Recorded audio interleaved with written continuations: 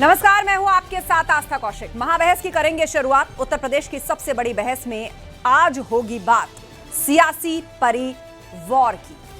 क्यों आती है आखिर दरारें? यह बात सिर्फ आरजेडी की नहीं हो रही है, देश में कई ऐसी पार्टियां हैं। लेकिन सबसे पहले आज के पॉलिटिकल पंच आपको दिखाते हैं। क्या कहना है? अदालत का फैसला है, क्या कहना है? कोर्ट ने 7 साल की सजा सुनाई है। बेहतर है, गुनाहगार समझा तो सजा सुनाई है।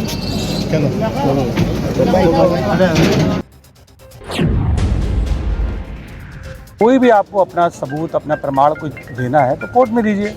मीडिया के सामने कहने से क्या हो जाएगा? यहाँ दीजिए आप, अगर आपके पास कुछ है तो। और हर मामला पेपर एविडेंस के आधार पर है, हर चीज़ शीशे की तरह साफ है और हम अपनी बात को पूरी तरीके से हम साबित कर रहे हैं। यूपी के बारे में मैं कह सकता हूं कि जो पार्लियामेंट जीतता है वही असेंबली जीतती। ये पिछले कई सालों का रिकॉर्ड है। और जहां तक रीजनल पार्टीज की परफॉर्मेंस की बात, मैं दूसरे दल के बारे में नहीं कहूंगा, लेकिन मैं अपनी पार्टी के बारे में कहूंगा। समाजवादी पार्टी ने अभी तक का सबसे अच्छा परफॉर्मेंस दिया।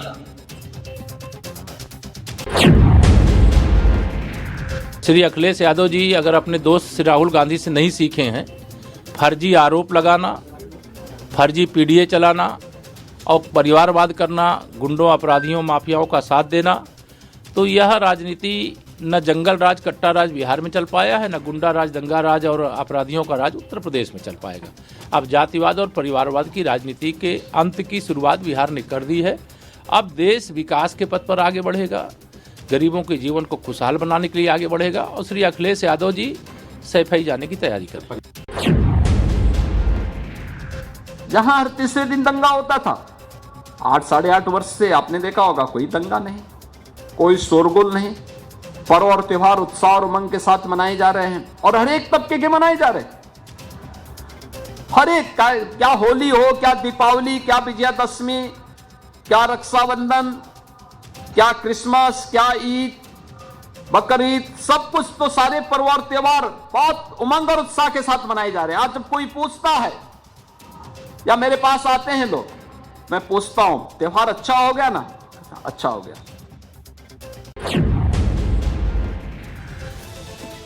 बिहार विधानसभा चुनाव में एनडीए की जीत और महागठबंधन की हार से ज्यादा चर्चा लालू परिवार में हो रहे जूतम पैजार की हो रही है।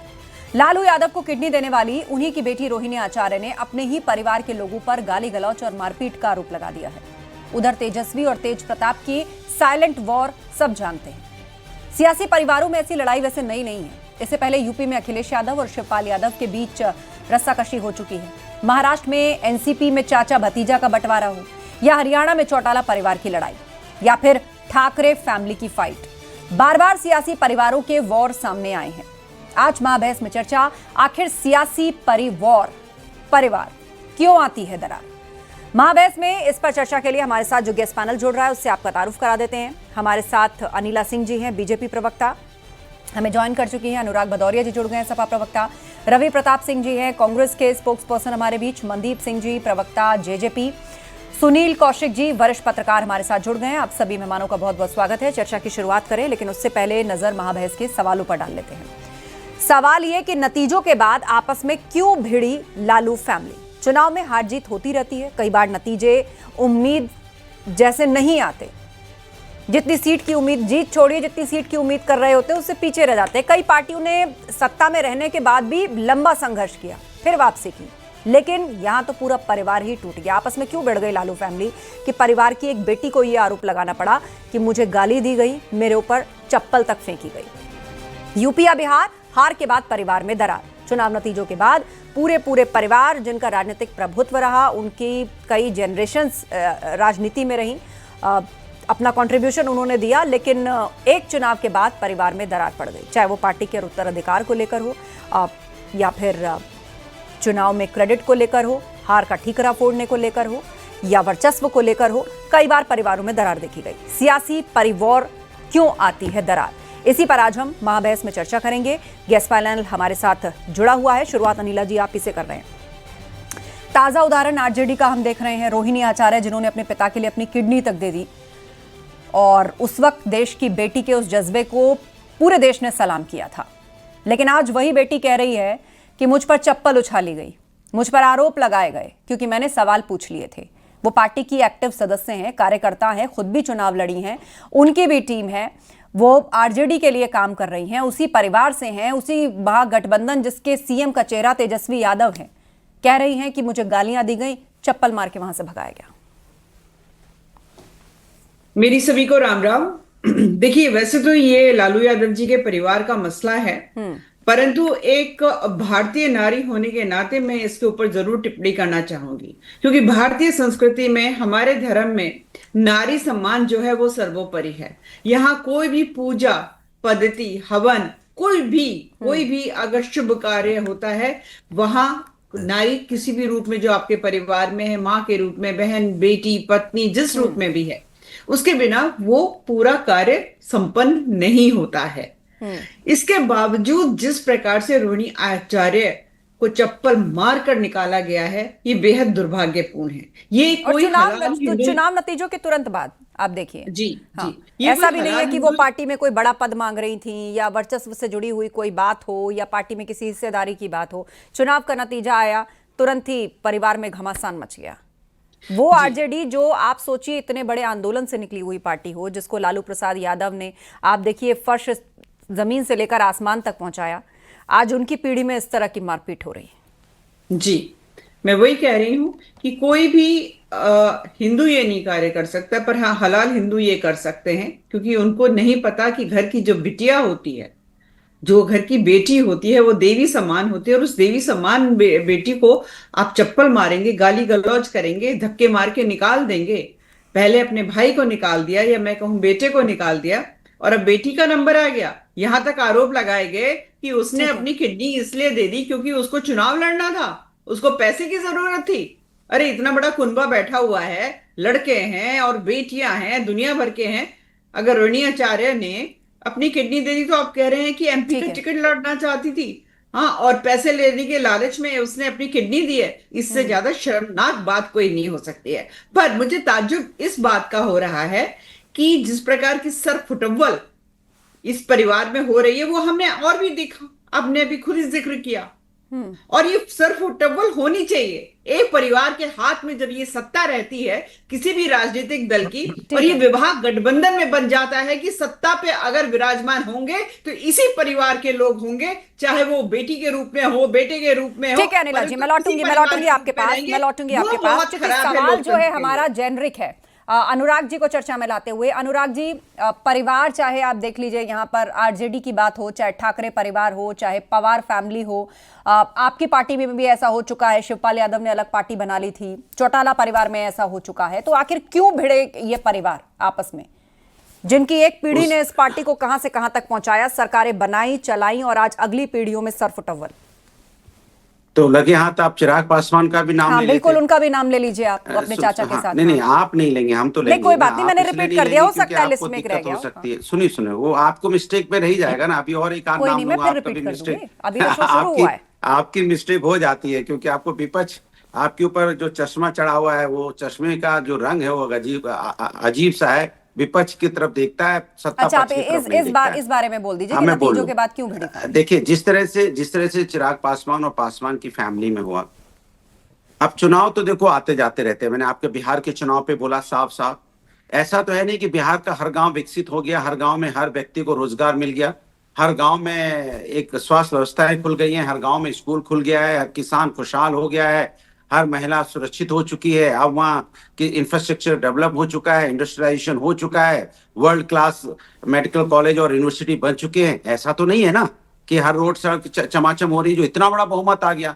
तो इतना बड़ा बहुमत कैसे आया, ये थोड़ा चिंता का विषय है। मुझे भी चिंता हो रही इस बात की कि इतना बड़ा बहुमत तो नहीं आ सकता ना, 20 साल में ऐसा काम तो अब कुछ आप हुआ बिहार नहीं की कि बिहार की जनता के विजडम पर सवाल बिहार मत की उठाइए। जनता की बात नहीं कर रहा हूँ, मुझे बोलने तो दीजिए अभी, इसीलिए मैंने बोला अगर चश्मा गलत पहन लेते हैं आपको चश्मा तो सही बोलने नहीं है, देते हैं। आंकड़े नहीं देखकर चश्मा बात सही होती है अनुराग तो जी। सर बोलने मन दीजिए ना, मन चश्मा सही है। में क्या चल रहा है उससे थोड़ी बात होती है। नहीं तो आप बोलने दीजिए ना, तो हम बोलिए, अच्छा बोलिए, 60 बोलिए। सेकंड तो बोलने देंगे ना, नहीं, कि नहीं, 60 बोलिए, सेकंड बिल्कुल भी नहीं बोलिए। बोलेंगे। चश्मा उसके पहले आप 60 सेकंड बाद पहन लीजिएगा, कोई दिक्कत नहीं, नहीं, बोलिए, 60 सेकंड तक मत पहनिए। हाँ, अभी तो शुरुआत देखिए है, हमने, बोलिए। हाँ वो इसीलिए कह रहा हूँ कि बाद में पहन लीजिएगा। तो सवाल यह है कि हमने आपसे बोला कि चुनाव में जिस तरह का रिजल्ट आया है ये चिंता का विषय तो है।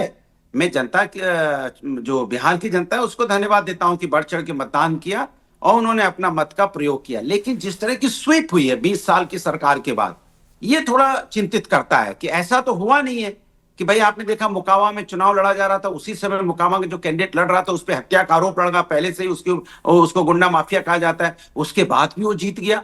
तो चिंता तो होती है ना कि क्या इस तरह के गुंडे माफिया भी जीते हैं क्या? और लगातार एक आध नहीं कई जीते हैं, कम से कम 20 से 25 जीते हैं वहां पे। वो कई कैसे जीत पैनलिस्ट गए? हंस रहे हैं आपकी इस बात जनता पर की कि आप कह रहे हैं गुंडे माफिया भी अरे, चुनाव जीतते हैं। हाँ नहीं बोलने दीजिए ना, मैं बोलिए।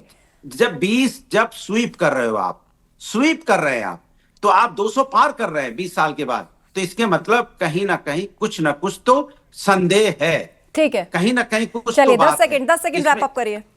हाँ कहीं ना कहीं कुछ तो बात है। तो इसलिए मैं कह रहा हूं ये जो बात है वो चिंता की है कि 20 साल बाद ऐसा कुछ बिहार में विकास नहीं हुआ, पुल लगातार गिरते रहे, जिस तरह से आपने देखा हत्याएं हॉस्पिटलों में होती रही, ऐसे चुनाव में भी होती रही, दलितों के घर जलाए जाते रहे। ठीक है, बहरहाल जो सवाल मैंने पूछा था उस पर आपने जवाब नहीं दिया, कोई बात नहीं। रवि प्रताप सिंह जी का मैं रुख कर लेती हूँ, कांग्रेस के प्रवक्ता हमारे बीच में। मैं लौटूंगी अनुराग जी आपके पास। रवि प्रताप जी बताइए, नतीजों के बाद आपस में जिस तरह भिड़ी लालू फैमिली, अब सवाल उठाया जा रहा है कि भाई ऐसे नतीजे कैसे आ गए? ये तो प्रशासन का चुनाव था, ये तो व्यवस्था का चुनाव था, वही पुरानी दलील जो आप लोग चुनाव हारने के बाद देते हुए आए हैं। इसी चुनाव आयोग पर आप एक उंगली नहीं उठाते जब किसी प्रदेश में आपकी सरकार बन जाती है, पर यहां आप कह रहे हैं कि हमने बहुत सारे मुद्दे उठाए, करप्शन का मुद्दा, पुल का मुद्दा, भ्रष्टाचार का मुद्दा, SIR, वोट कटना, पलायन, बेरोजगारी, सब उठाया। ऐसा भी तो हो सकता है ना कि भाई मुद्दे आप सही उठा रहे हो लेकिन जनता को आप पर विश्वास ही ना हो। बिहार की जनता है, उसका पॉलिटिकल विजडम सब जानते हैं, फैमिली में चुनाव के अगले दिन इतना बड़ा सरफुटअव्वल हो गया। नहीं देखिए, सबसे बड़ी बात अभी भदौरिया जी ने जो कहा था कि कौन सा ऐसा अंडर करंट था कि आप 90% स्ट्राइक रेट ले जाते हैं।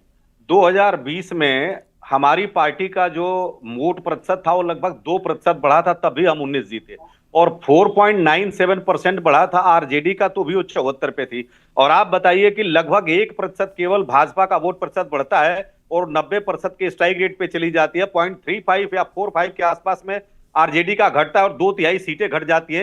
1% लेकिन जब परिवार में कलह हो और परिवार के कई सदस्य एक्टिव राजनीति में हो तो जनता ये चीज समझती है ना, पार्टी को नुकसान होते हैं ना इससे। देखिए जो रोहिणी आचार्य जी का आया है ये प्रकरण, ये सारे रिजल्ट के बाद आया है, और किसी परिवार में अगर रोहिणी आचार्य जी ने उठाया, उनके परिवार के अंदर की बात है, और निश्चित रूप से इस पे बात तो होनी चाहिए जैसा उनके साथ हुआ है। मैं पारिवारिक मुद्दों पे बिल्कुल बात करना नहीं चाहूंगा, लेकिन राजनीति में उन्होंने जो अकाउंटेबिलिटी की बात की उस पर तो बात हो सकती है। लेकिन आप अभी कह रही हैं पहला चुनाव यह है कि जहां जीविका दीदियों को राज्य कर्मचारी से इतर हटके चुनाव का सहयोगी बनाया गया, यह चुनाव आयोग ने बनाया, और 8 राज्यों में जो लोग दे रहे थे 2-2 साल से चलते हुए उनके जो नियम थे या 2-2 साल से चलते हुए जो उनके गिविंग पॉलिसी थी उसको रोक दिया, और इसमें 6 तारीख को वोट पड़ा, 7 तारीख तक 10,000 रुपए आप दे रहे थे। तो आप ये बताइए कि जो वर्ल्ड बैंक का 14,000 करोड़ रुपए आया, 12,000 आपने बांट दिया, और जब आपके ऊपर प्रश्न उठता है तो पासवान जी आ जाते हैं, ये चिराग पासवान आते हैं जवाब देने के लिए। क्या बिहार की सत्ता में चिराग पासवान है आज की तारीख में? वो तो 2020 में चुनाव भी नहीं लड़े थे। तो बात तो उठती है कि जब आप किसी इंस्टीट्यूशन को जब इंस्ट्रूमेंट बना लेंगे तो निश्चित रूप से उस पर बात उठेगी, क्योंकि आज की तारीख में ज्ञानेश जी नहीं अज्ञानेश जी हैं। अज्ञानेश जी जो सुप्रीम कोर्ट में चुनावी हार की जब समीक्षा होगी आप लोग सिर्फ और सिर्फ इलेक्शन कमीशन पर सवाल उठाएंगे? पार्टी एकता की भी कोई चीज होती है, पार्टी कार्यकर्ता बूथ स्तर। आप सोचिए कि उस परिवार के कई सदस्यों में मनमुटाव चल रहे हैं। तेज प्रताप यादव पहले से ही बगावती हैं, वो भी अलग अलग जाके वो भी चुनाव लड़ रहे हैं, तो ये वोटों का नुकसान है ना। आकलन में ये सब बिंदु आप लोग शामिल क्यों नहीं करते? केवल और केवल चुनाव आयोग पर सवाल उठा रहे हैं। देखिए केवल 10 सेकंड, उनका जो व्यक्तिगत जीवन था उसको लेकर के तेज प्रताप आके गए। हम अपनी पार्टी में इस पे पूर्ण रूप से आस्था मनन कर रहे हैं, चिंतन कर रहे हैं कि भाई जो हम लास्ट समय तक अपनी सीटों को डिक्लेयर नहीं कर पाए, फ्रेंडली फाइट लड़े, ठीक या है। अंत तक हम मान लीजिए कि उनको मुख्यमंत्री का चेहरा ये किए, पीछे बन गए। इन चीजों पे हम विचार कर रहे हैं और विचार करके जब ठीक है, क्योंकि जब आकलन की बात आती है तो फिर सभी बिंदुओं पर चर्चा होती है। मनदीप सिंह जी हमारे साथ हैं, जेजेपी प्रवक्ता। मनदीप सिंह जी, हरियाणा की राजनीति की बात करें तो देखिए चौटाला परिवार में भी घमासान हुआ, वो परिवार भी बिखर गया, और कितना नुकसान राजनीतिक रूप से होता है पार्टियों को। जिस पार्टी ने जो पार्टी कभी सत्ता में रही हो, उसके बाद उसमें से धड़े अलग हो गए।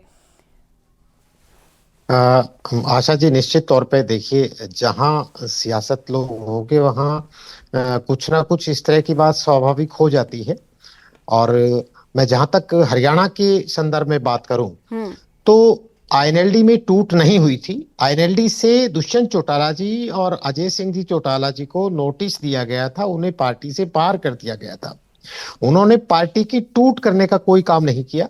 उनको पार्टी से निकालने के बाद उन्होंने पार्टी का झंडा, लेकिन रास्ते अलग हो गए ना, पहले सब मिलकर एक रास्ते पे चल रहे थे, अब अपने अपने रास्ते पर चल रहे हैं। आ रहा हूं मैं, आशा उसी बात पर आ रहा हूं कि ना उन्होंने झंडा लिया, ना डंडा लिया, ना फंड लिया, कुछ भी नहीं। सब कुछ छोड़ करके जब उनको निकाल दिया गया तो उन्होंने एक नया रास्ता चुना, संघर्ष का रास्ता चुना, और जींद की उस ऐतिहासिक धरती से एक नई पार्टी उन्होंने बनाई और जनता के बीच में गए, और जनता ने उन्हें 10 सीटें दे करके और सरकार में हिस्सेदार बना दिया। ये तो दुष्यंत चौटाला जी और डॉक्टर अजय सिंह चौटाला जी की मेहनत और उनकी जो डॉक्टर अजय सिंह चौटाला जी का 40 साल का राजनीतिक संघर्ष था, उस मेहनत और संघर्ष की बदौलत जेजेपी सत्ता में काबिज हुई। और जहां तक बिहार के संदर्भ में आप बात कर रहे हैं, वहां एक बात और बता दूं कि कांग्रेस के प्रवक्ताओं को मैंने सुना, मैं कहूं कि तेजस्वी यादव जी के परिवार में जो हो रहा है उनके बारे में तो वो लोग ज्यादा बता पाएंगे, लेकिन जहां तक चुनावी संदर्भ की मैं बात करूं, तेजस्वी यादव पिछले 4.5 साल से लगातार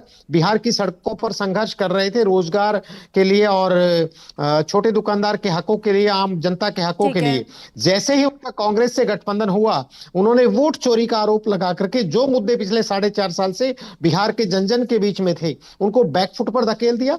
आज भी हम कांग्रेस प्रवक्ता को सुन रहे थे, वो केवल और केवल चुनाव आयोग के ऊपर सवालिया निशान लगाते हैं, अपनी कमियों को नहीं देख रहे। देश की सबसे पुरानी पार्टी होते हुए आज इनका संगठन नहीं है। आज महाराष्ट्र देख लो, आज गुजरात देख लो, आज मध्य प्रदेश देख लो, आज उड़ीसा देख लो, तमिलनाडु देख लो, पश्चिम बंगाल देख लो, यूपी और बिहार देख लीजिए। यहाँ पर कांग्रेस का क्या हालात है। जब देश के बड़े बड़े राज्यों से कांग्रेस बिल्कुल जीरो हो चुकी है, हट चुकी है वहां परिदृश्य से, तो कैसे आप उम्मीद कर सकते हो कि देश की जनता इन पर भरोसा करेगी। इनको अपनी कमियों को देखना होगा, इनको सांगठनिक स्तर पे अपना काम करना होगा। आज चुनावी राजनीति केवल 14 दिन की जो नोटिफिकेशन की राजनीति है वो नहीं है। चुनावी राजनीति करने के लिए आपको जनता के बीच में जाना होगा, उनके सामाजिक दुख को समझना होगा, उनकी सामाजिक समस्या को समझना होगा। वरिष्ठ पत्रकार सुनील कौशिक जी भी हमारे बीच में, उनका भी मैं रुख कर लेती हूँ। मनदीप जी, मैं लौटूंगी आपके पास। सुनील जी, अब चुनाव में हार हुई, जीत हुई, हार हुई तो उसके क्या कारण रहे, लैंडस्लाइड विक्ट्री हो गई तो उसके क्या कारण रहे, क्या परम्यूटेशन कॉम्बिनेशन बना, इसका आकलन अपनी जगह होता है। लेकिन जिस परिस्थिति में आज आरजेडी है, यहां से आगे अब पार्टी का क्या भविष्य है। अचानक ही अगले दिन रोहिणी आचार्य की इतनी बड़ी बगावत, अपने परिवार, अपने भाई पर इतने संगीन आरोप कि उनको गालियां दी गई, उनको चप्पल उनकी तरफ उछाला गया, फेंका गया, उनको जाने के लिए कहा गया, उनको कहा गया कि तुम्हारा परिवार दूसरा है। और जबकि वो कह रही है कि जब पिता को किडनी दी थी, मैंने अपने बच्चों और परिवार के बारे में कभी नहीं सोचा था, उनसे मैंने अनुमति नहीं ली। ये तो मीडिया के सामने खुल के बोला है, तब हम लोग चर्चा कर रहे हैं। यह तमाम परिवार के सदस्यों से आप बात करें या उनके जो साथ के लोग हैं, यदि उनसे बात करें तो ये अभी की चर्चा नहीं है, कि लोकसभा के चुनाव के बाद की चर्चा है। परिवार के लोगों को कैसे दरकिनार किया गया, परिवार के लोगों को बिल्कुल नहीं पूछा गया। ये लोकसभा के चुनाव पर ही पटकथा लिखी जाने लगी थी। तो निश्चित तौर से चर्चा तो अब इसलिए हो रही है क्योंकि उन्होंने कैमरे के सामने आके बोल दिया, इसलिए हम लोग चर्चा कर रहे हैं। लेकिन ये बातें मुझे लगता है कि पार्टी के लोगों को पता चल जाता कि इस तरीके की चर्चाएं प्रदेश के हर एक कोने में हो रही है। चाय की दुकान पे भी हो रही है, गली गलियारे में भी हो रही है, गड़ी लुक्कड़ पे भी हो रही है। यार ये मुझे लगता है कि राजद के बड़े नेताओं को पता चल जाता तो निश्चित तौर से ये जो आंकड़े आज आए हैं, वो ये आंकड़े तो जरूर नहीं होते, ये तो मैं जरूर मान के चल रहा हूं। दूसरी सबसे महत्वपूर्ण बात ये तमाम ऐसे एग्जाम्पल आपने दिए। उत्तर प्रदेश में आपने देखा अखिलेश यादव जी का 2017 में पूर्ण बहुमत की सरकार रही 17 तक, और उसके बाद 44 पे आके सीट पे आगे सिमट गई समाजवादी पार्टी। तमाम बड़े नेताओं ने कहा, उनसे हम जैसे लोग भी अखिलेश जी से मिलते थे, हम जैसे लोगों ने भी राय प्रकट की, लेकिन लोग मानने के लिए तैयार उस समय भी नहीं थे। तो ऐसी स्थिति में जिन जिन पार्टियों में भस्मासुर टाइप के लोग हों, और आपने देखा होगा कि टीवी डिबेट में चुनाव से पहले कुछ ऐसे ऐसे चेहरे राजद के निकल के आए जो इतनी बकवास चैनलों पे कर रहे थे कि जिनको सुनना लोग पसंद नहीं करते हैं। तू तड़ाक, कहां तक बातें, कितनी कितनी गंदी गंदी बातें कही जा रही थी। कुछ तो महिलाएं भी शामिल थी उसमें, मैं नहीं जाऊंगा इसमें। क्या ये लोग नहीं देखते, जनता नहीं देखती क्या? आप ये देखिए, कांग्रेस के साथ आप चुनाव लड़ रहे हैं। 2013 के बाद पुनर्गठन नहीं हुआ संगठन का। 2017 के बाद राज्य कमेटी का गठन पूर्ण रूप से नहीं हुआ। 2020 का चुनाव आप लड़ गए, 2025 का भी चुनाव आप लड़ने के लिए तैयार हैं, लेकिन राज्य कमेटी का पूर्ण गठन नहीं कर पाए 2017 के बाद। ये क्या चुनाव आयोग कराएंगे आकर के? चुनाव आयोग तो बोलेंगे कि साहब राज्य कमेटी का पुनर्गठन पूरी तरीके से कर लीजिए, या जिले पे आप कमेटी बना दीजिए। क्या ये राजद को नहीं पता था या कांग्रेस के बड़े नेताओं को नहीं पता था? निश्चित तौर से सबको पता था। लेकिन जी, इस तरह अगर छत्रपों में टूट होती रही तो राजनीतिक रूप से जनता के मुद्दे उठाने उसकी, क्योंकि छत्रपों का जो उदय हुआ वो बहुत ही लोकलाइज्ड मुद्दों पर हुआ। आंदोलन से कोई पार्टी निकली या जनता के बीच में किसी चीज को लेकर भारी गुस्सा, कुछ ऐसे मुद्दे थे तो उसके बाद बड़े बड़े प्रोटेस्ट हुए, वहां से पार्टियां निकली, आगे बढ़ी, सरकारें बनाई। तो अगर इस तरह से छत्रपों में वर्चस्व के लिए टूटें होती रहीं, दल पे दल बनते रहे, तो क्या इसका राजनीतिक असर होगा? और जो छत्रपों को लेकर एक अवधारणा रही कि जनता के हित में ज्यादा लोकल होके फोकस काम करती हैं, तो इस सब का क्या होगा आगे? नहीं देखो आस्था, यदि आप इसको बहुत समीक्षा करेंगे तो जो भी क्षेत्रीय दलों का उदय हुआ, उन सब ने पहले बातें अपनी राष्ट्रीय पार्टियों के सामने रखी हैं। जहां जहां उनकी आस्था उस समय थी, वहां वहां राष्ट्रीय नेतृत्व के सामने वो परिस्थितियां रखी। जब राष्ट्रीय नेतृत्व ने उनकी बात नहीं सुनी, तब वो एकल रास्ते पर चले। कोई भी हो, चाहे उत्तर प्रदेश की बात मुलायम सिंह यादव जी से कर लिया जाए, चाहे पश्चिम बंगाल से ममता बनर्जी की बात कर ली जाए, चाहे महाराष्ट्र से शरद पवार की बात कर ली जाए, कहीं से भी आप बात कीजिए, निश्चय लालू प्रसाद यादव जी की बात कर ली जाए, यदि इनका पुराना रिकॉर्ड आप देखेंगे तो कहीं ना कहीं ये जुड़े थे। और निश्चित तौर से जिन मुद्दों को लेकर के ये राजनीति धरातल पर समझने का इन्होंने प्रयास किया और जनता की नब्ज पकड़ने का जो उस समय इनकी महारत हासिल थी, वही वजह रही कि ये अब यहां नहीं चल पाएगी। और वही कांग्रेस में हो रहा है। कांग्रेस में तमाम राज्यों में आप देखिए, निश्चित तौर से कांग्रेस टूट के ही क्षेत्रीय दल बने, चाहे बहुत सारे राज्यों की आप चर्चा कर रही तो वही है। आप देखिए गुजरात में, आप देखिए गुजरात में मुख्यमंत्री सहित पूरे मंत्रिमंडल इस्तीफा देते हैं, जिक्र न हो, लोग आकर के न कहें। पूर्व दो मुख्यमंत्री की बात करिए, मुख्यमंत्री सहित मंत्रिमंडल बदल दिया। आप अभी बात करेंगे तो पूरा मंत्रिमंडल बदल दिया। ये आस्था पार्टी और नेताओं के प्रति होनी चाहिए। लेकिन जब पार्टी के नेता, आप तमाम देख लीजिए, राहुल गांधी, ठीक है सुनील जी, मैं लौटूंगी आपके पास। अब अनुराग जी, यूपी में भी आप देखिए शिवपाल यादव जो थे वो अलग पार्टी उन्होंने बना ली थी, अभी भी उनकी पार्टी है, हालांकि है वो आप ही के साथ, अभी भी पार्टी है, लेकिन जब अलग हुए तो इसका नुकसान पार्टी को उठाना पड़ा था। देखिए, सवाल चुनाव पे हो रहा है तो एक बात सोचने की जरूरत है कि इसके पहले कब हुआ? 20 साल से बिहार में भारतीय जनता पार्टी एनडीए की सरकार है। क्या वो महिलाओं को 10,000 जो देने की बात उन्होंने चुनाव डिक्लेयर होने के पहले ही और थोड़ा सा पहले और चुनाव होने तक देते रहे थे? तो 20 साल पहले भी दिया जा सकता था ना। तो चुनाव आयोग तो ये देखना चाहिए था कि यहाँ पे किस तरह का आचार संहिता का उल्लंघन हो रहा है कि नहीं हो रहा है। मैं पूछना चाहता हूँ, 10,000 रुपए आप अकाउंट में डाल रहे हो तो ये क्या कहते हैं ना कि एक तरह का आप क्या एक लेवल बराबर कर रहे हो चुनाव का? आप बताइए ना, ये लॉजिक कहीं आपके समझ में आ रहा है? इस मुद्दे को विपक्ष बार बार उठा रहा है। नहीं, आचार संहिता लग जाती है तो फिर कैसे ये योजना का पैसा ट्रांसफर हुआ? नहीं, पूरी बात हो जाए, आप भागिए मत इधर उधर। आप पत्रकार मैं आपके का सवाल लेके जा रही हूँ, लास्ट 2 मिनट है मेरे पास। सवाल अभी हुआ ही नहीं, कहाँ से लेके जा रहे हैं आप? इतना बड़ा सवाल आपने उठाया, अभी सवाल पूछा ही नहीं मैंने, आप लेके चले गए, पता नहीं क्या लेके चले गए। यही तो मैं कह रहा हूँ, आपका सवाल पूछ रहे भाई, अभी पूछा ही कहा मैंने आपको? आपने सवाल नहीं उठाया कि ये 10,000 रुपए कैसे ट्रांसफर हो गए, आचार संहिता का उल्लंघन नहीं है? आगे भी सवाल है, उतना ही नहीं है। सवाल उसके आगे, पूरा सवाल सुनिए तब लेके जाइए तो बताइए अच्छा लगेगा बताइए, हमें 10 जवाब सेकंड भी। 10 सेकंड। मैंने बोला कि जैसे ही चुनाव डिक्लेयर होता है और आपको 20 साल तक बिहार की महिलाओं की तकलीफ याद नहीं आती है और उसके बाद तुरंत याद आ जाता है कि उनको 10,000 रुपए उनके अकाउंट में भेजना है। चलिए, वही और चुनाव सवाल है। 6 तारीख अनिला तक, जी, आपका नहीं, जवाब। चुनाव तक वो जाता रहा, तो क्या ये लेकिन चुनाव उसको जो नहीं देख तकलीफ सकता है था? वो ये- बिल्कुल मुकदमा दर्ज करा दे और लो, अब मुकदमा दर्ज जाके करा दे। इलेक्शन कमीशन में शिकायत कर ले, बिल्कुल छूट है, अब जाइए ना। परंतु अरे हर चीज बिहार की मुकदमे से जनता ने होगी अपना कि फैसला नैतिकता भी सुना कुछ दिया। होगी। अनुराग जी, होल्ड ऑन, मैं आपके बीच में नहीं बोल रही थी, ठीक है। बिहार की जनता ने तो अपना फैसला सुना दिया। अब ये जिस कोर्ट कचहरी कमीशन जहां जाना चाहते हैं, शौक से जाए, बिल्कुल जाए। पर मैं एक बात जानती हूँ, बार बार परिवारवाद के ऊपर चर्चा घुमाकर लेकर आना चाह रही थी, और अनुराग जी जो है दाएं बाएं वो डॉज कर सवाल रहे का हैं। जवाब ही अब नहीं इनको है। समझ में नहीं आ रहा है कि बिहार का चुनाव पूरा हो चुका है। भाई बोलिए अपनी अनुराग अपनी खैर मनाइए। देखिए, उत्तर प्रदेश में परिवार आप लोगों का अब क्या सुन हाल लीजिए, होने परिवार वाला है, आप उसकी कह रहे चिंता थे, करिए। सुनिए अपनी परिवारवाद चिंता पे करिए। बार बार आप जा रहे थे, अब सुन तो लीजिए, आपके परिवारवाद यहाँ पे आप जाना परिवारवाद चाहते नहीं हैं। होता तो अच्छा, अनुराग जी लास्ट आप भी 30 सेकंड में मुख्यमंत्री बन सकते थे। कुछ अरे बोलना सुन चाह रहे लीजिए, देखते परिवार पे परिवारवाद पे बोलते अगर हैं या आप इधर उधर सुनना की ही बात चाहती करते है हैं। तो बोलिए आप ये अनुराग जी। बताइए, चिराग पासवान जी आपके साथ है परिवारवादी पार्टी से, हम भैया, आपके साथ उनकी है पार्टी परिवारवादी दूसरी पार्टी है। से, और निषाद पार्टी आपके साथ है उनकी परिवारवादी पार्टी पार्टी। दूसरी है, मैं सुन लीजिए, बीजेपी के विषय में अनुप्रिया बोल पटेल सकती जी हूँ। अपना दल आपके साथ परिवारवादी पार्टी, राजभर जी है परिवारवादी पार्टी, अनुराग ठाकुर उधर परिवारवादी पार्टी, शिवसेना परिवारवादी पार्टी के साथ सत्ता चला रहा है, एनसीपी परिवारवादी के यहाँ साथ अपनी परिवारवादी सत्ता पार्टियों चलाई की है, बात और नहीं हो रही बीजेपी के साथ भी अपनी सत्ता बीजेपी चलाई में है। कोई एक तो मेरा परिवार जो सवाल है है, हमारे यहाँ परिवारवाद राज की नहीं बात करता, नहीं हो रही हमें है। परिवार बीजेपी के ऊपर जो अलग अलग पूछिए, पार्टियां JDU बन में रही हैं तो उसकी बात हो ज्यादातर रही जो है। एमपी एमएलए परिवार में परिवारवाद से ही है। बगावत की बात हो रही है।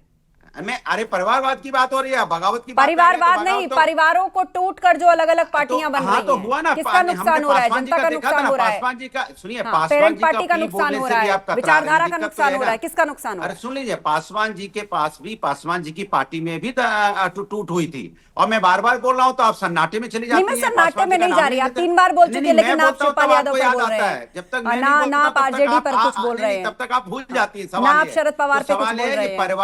परिवार पे बात करने से अच्छा है विकास पे बात कीजिए। परिवार पे बात अच्छा, आप आप मुझे इसलिए नसीहत करना देंगे कि चाहती मैं किस पर बात नहीं, नहीं, करूं? परिवार पे आपने किसी करी ना के विकास की परिवार- बात बिहार में हाँ, जाकर। तो मैंने की ना। हाँ, नहीं, नहीं, देखा परिवार- नतीजा नहीं, फिर उसका। करेंगे विकास की बात, फिर उसका करेंगे। नतीजा ऐसा क्यों आया, नहीं, इसी नहीं, पर चर्चा हो नतीजा रही कुछ है। नहीं है, आप तंत्र नहीं, जिस तरह का तंत्र उसका का इस्तेमाल नतीजा करेंगे ऐसा और क्यों फिर आया, कहेंगे उस हम पर जीत गए, चर्चा हो रही जीत है। गए, जीत गए। और पार्टी के अंदर पार्टी के ही लोगों ने क्या पार्टी को नुकसान पहुंचाया, इस पर बहुत गंभीरता से सोचने की जरूरत है।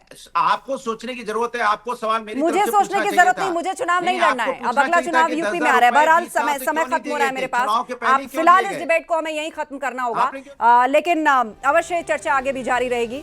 बहुत धन्यवाद आप सभी लोगों का इस चर्चा में शामिल होने के लिए। सियासी परिवारों में बहरहाल ऐसी लड़ाई कोई नई नहीं है। इससे पहले यूपी में अखिलेश यादव और शिवपाल यादव के बीच भी लड़ाई रही।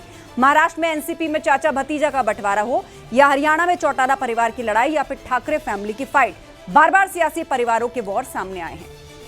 महाबहस में इतना ही। खबरें जारी हैं, आप बने रहिए हमारे साथ।